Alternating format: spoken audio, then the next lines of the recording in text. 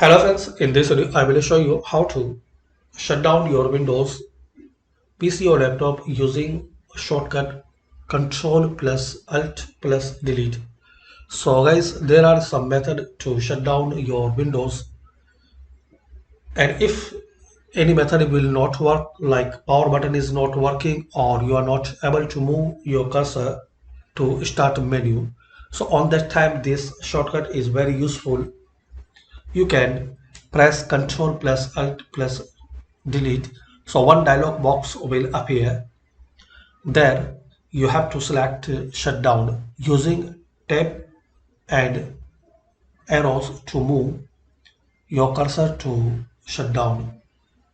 So very simple, press Ctrl plus Alt plus Delete and move your cursor using arrows and tab to shut down and press enter. So this is the way guys, if you are not able to shut down your PC or laptop using power button or this start menu, so you can use this option. So thanks for watching, and please comment this video useful for you or not, and by this simple and basic way we can know how to shut down a Windows 11 PC using Control plus Alt plus Delete. Thanks for watching. Please share, like and subscribe this channel for more useful videos.